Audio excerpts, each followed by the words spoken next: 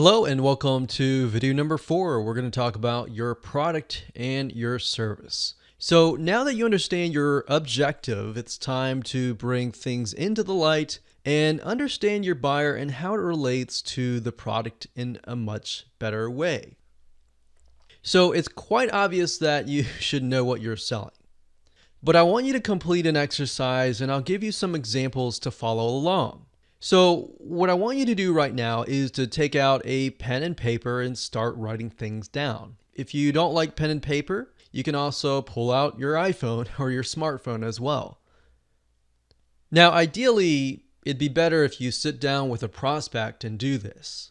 And if you can't, try to get them on the phone and even pay them money. Say, hey, I'll pay you X amount of money just to sit down with you and talk with you. And list out 4 different needs or pain points that your product and service solves. In other words, what could your potential buyer lose by not buying your product and service? Let's take, for example, the security product from earlier. So if we write down the 4 different needs or pain points that a security product in general would solve, we would know number 1, it would solve that anxiety and that fear and that concern about the family at night.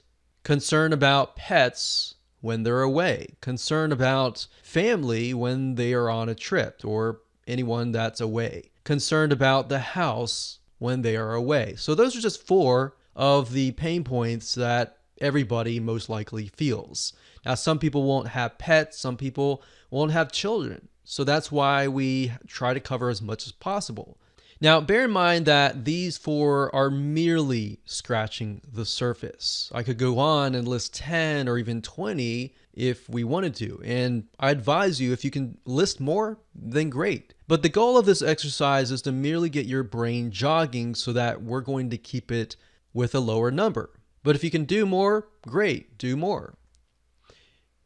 Now, what I want you to ask yourself is this question. How much time would they lose, and they being your customers, if they didn't have what you were selling? Well, if they didn't have a security product and they were concerned with all these items, you already know that they have fear, they have anxiety that's probably keeping them up at night. They would probably have to keep checking the house. They would have to ask their neighbors to keep an eye out on it. They would lose sleep at night because of that anxiety, that worry of what could potentially happen. Now, obviously, it would change if we take a look at the father, the single woman, and the elderly couple. Based on those 3, those could change in a variety of ways. So the father, if he's away on a trip, obviously he's going to be concerned about his family at home. If the single woman's away and she has a pet, she's obviously going to be concerned about the pet, right? So it can be different still in different ways. And overall, like I said, anxiety can cause stress and health issues. Now, don't worry about what buyer fits these concerns or pain points just yet. We're going to do that in the next video.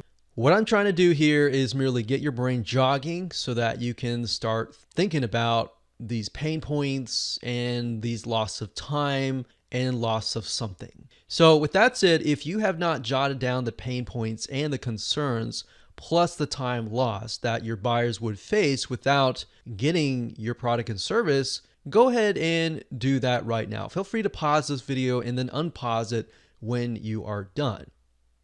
It's not going to take a lot of your time. So let's move on to video number 5, and we're going to dig deeper. We're going to elaborate further and figure out which buyer fits what and how you can go about doing that.